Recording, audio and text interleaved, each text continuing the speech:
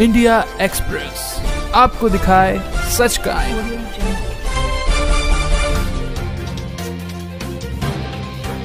राजकीय षड्यंत्र है और अंतर्राष्ट्रीय षड्यंत्र है ये, ऐसा नहीं कि छोटा मोटा षड्यंत्र है। करोड़ों रुपए बापूजी को अंदर रखने के लिए खर्च हो रहे हैं हर दिन। उनकी वजह से मिशनरियों का पूरा काम ठप हो गया था, इसलिए ये सब प्लानिंग के तहत चल रहा है। वो भी दिल्ली में, क्योंकि दिल्ली में वो एक्ट लागू था। तो क्या ये संयोग है? सिर्फ बिल्कुल नहीं, ये संयोग नहीं, ये षड्यंत्र है। तो यहाँ पे जो है न्यायपालिका के साथ साथ प्रशासन पे भी एक बड़ा क्वेश्चन मार्क है कि क्यों, और इसका कोई रीजन भी नहीं दिया जाता है। तो इस विषय में जो है सरकार और न्यायपालिका से एक ही मांग है कि हमें न्याय चाहिए।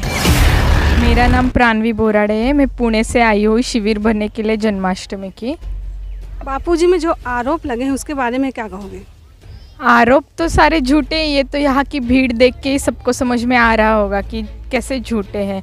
अगर बापूजी पे लगाया हुआ एक भी आरोप सच होता तो आज छोटे बच्चे से लेके यहाँ तक कि वृद्ध लोग सभी यहाँ पे दिख रहे। तो इन सबको क्या बुद्धि नहीं है क्या?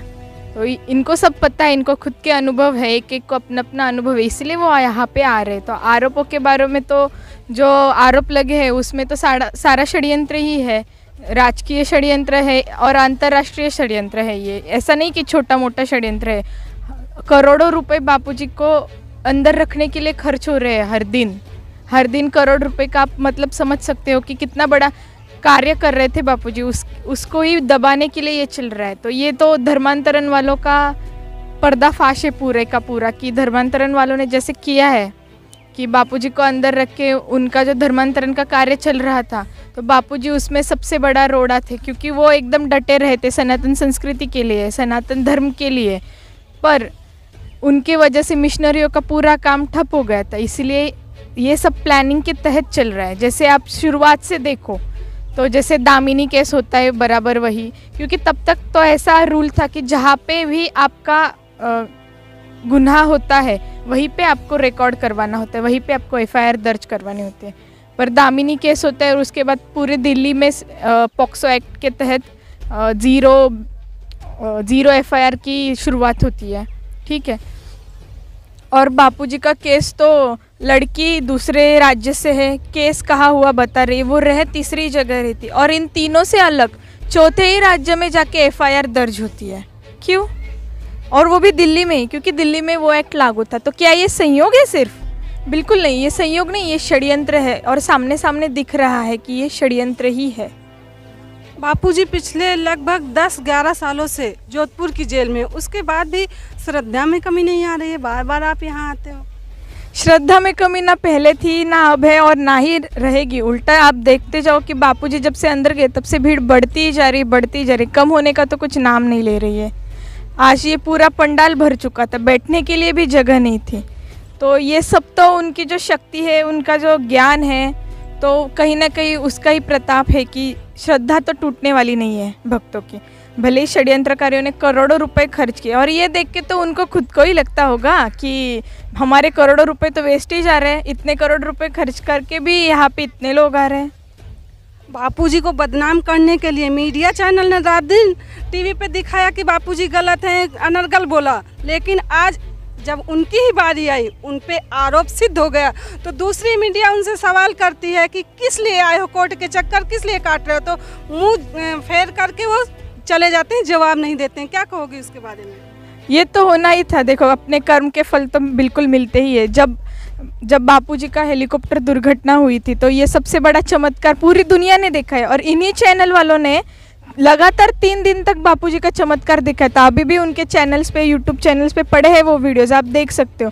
पर बेचारे वो भी क्या करे, इतने करोड़ों रुपए जो लिए थे बापूजी को बदनाम करने के लिए, तो वो करोड़ों रुपए का कुछ तो मुआवजा देना पड़ेगा ना। इसीलिए फिर बापूजी पे आरोप चला, अब इतने चलाए रात दिन वही, और किसी कुछ का कुछ, जिसमें कोई सत्यता का लवलेश भी नहीं था।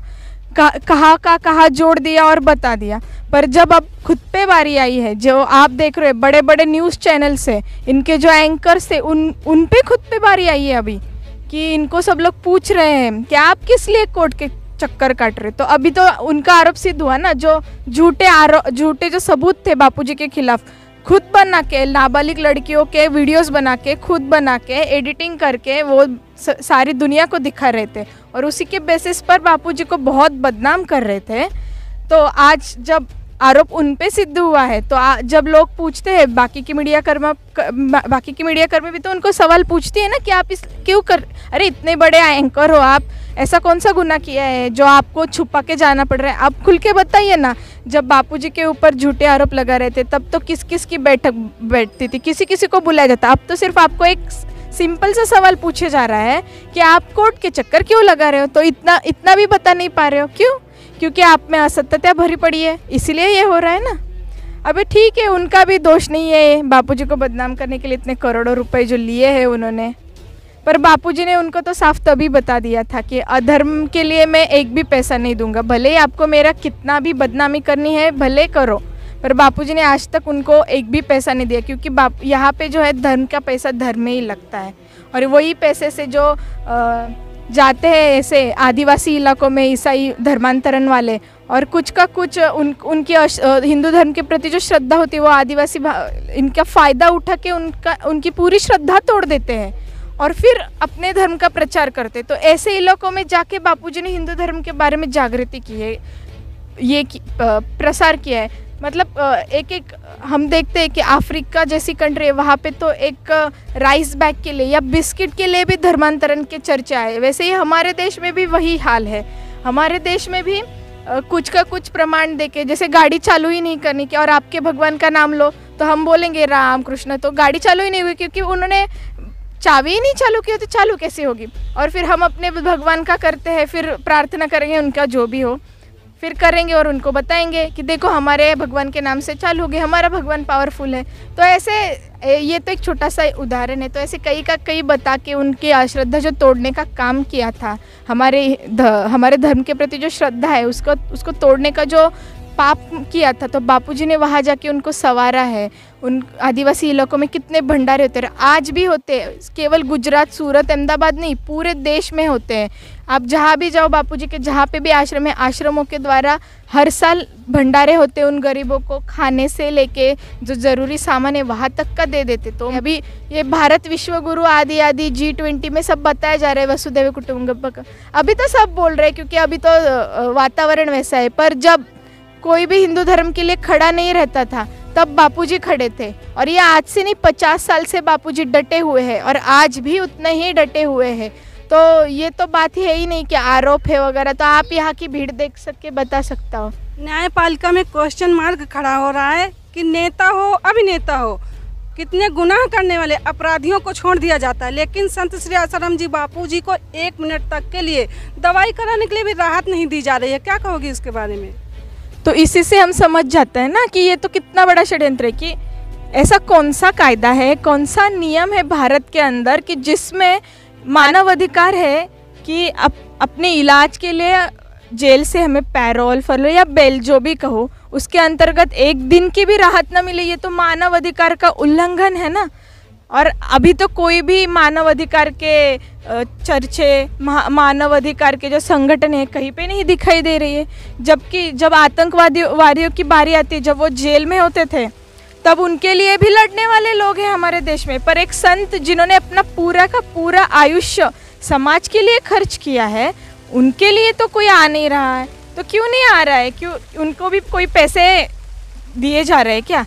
क्योंकि अगर यहाँ पे इतना बड़ा मानव अधिकार का उल्लंघन हो रहा है और एक भी जो है मानव अधिकार के लिए, ह्यूमन राइट्स के लिए लड़ने वाली एक भी समाज सेवक कोई भी नहीं आ रहा है, क्यों नहीं आ रहा है? ये तो सोचने वाली बात है। और उनको तो मेरा खुला चैलेंज है कि अगर आप सत्यता से काम करते हो, सच में ह्यूमन राइट्स के लिए काम करते हो ना, तो बापूजी के विषय में क्यों नहीं बोलते हो? जो सबसे बड़ा उल्लंघन भारत में हो रहा है, 10 सालों से 1 मिनट तक की अगर उनको बेल नहीं दी जा रही, वो भी इलाज के लिए, जब बापूजी को बीच में कोरोना भी हुआ था, फिर भी उनको नहीं दी जा रही। और देखा जाए तो देश में बड़े से बड़े जो है गुनाह करने वाले अभिनेता हो, नेता हो या सरकार में से कोई भी हो, कितनों को ऐसे ही छूट मिल रही है। कई बड़े बड़े नेताओं के बेटे हिंदू धर्म के बारे में आके कुछ भी कह रहे हैं, अभी हाल ही के उदाहरण है, फिर भी उनको सब छूट दी जा रही है। पर सिर्फ बापूजी है जिनको अंदर रखा जाए। तो ये तो खुद सोचने जैसी बात है कि जो लॉयर वगैरह है उनको तो समझना ही चाहिए कि ऐसा कौन सा भी न्याय नहीं है, ऐसा कौन सा भी कायदा यहाँ पे नहीं है कि जो बापूजी के ऊपर जो हो रहे आरोप है तो उसके लिए एक भी मिनट का हमें बेल नहीं मिलता है। तो ये तो बहुत ही गलत बात है। तो यहाँ पे जो है न्यायपालिका के साथ साथ प्रशासन पे भी एक बड़ा क्वेश्चन मार्क है कि क्यों। सरकार एवं न्यायपालिका से क्या मांग करोगे? सरकार और न्यायपालिका से तो एक ही मांग है कि हमें सिर्फ न्याय की अपेक्षा है, और देर से दिया हुआ न्याय ये भी एक बड़ा अन्याय है। अगर आप न्याय भी देर से दे रहे हो तो आज 10 सालों से इन सत्संगियों का हज़ारों लोग यहाँ पे आ जाए हैं, इनका नुकसान हो रहा है, समाज का नुकसान हो रहा है। समाज के जो सारे अंग हैं जैसे बापूजी ने हैं, युवाओं के लिए, महिलाओं के लिए, युवतियों के लिए, बच्चों के लिए, आदिवासियों के लिए, गुरुकुल जैसे सनातन संस्कृति के लिए जो कार्य कर रहे थे उसके बीच में जो है बापूजी को अंदर रख के आप बहुत बड़ा नुकसान करवा रहे हो समाज का। तो एक ही मांग है कि हमें जल्द से जल्द न्याय चाहिए।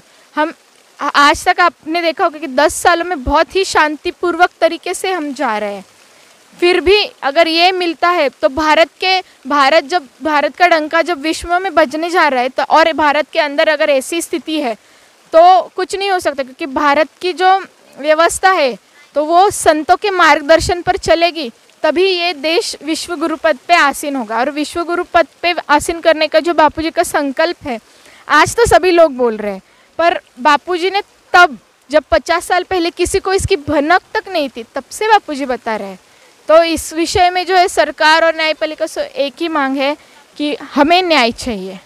इंडिया एक्सप्रेस आपको दिखाए सच का।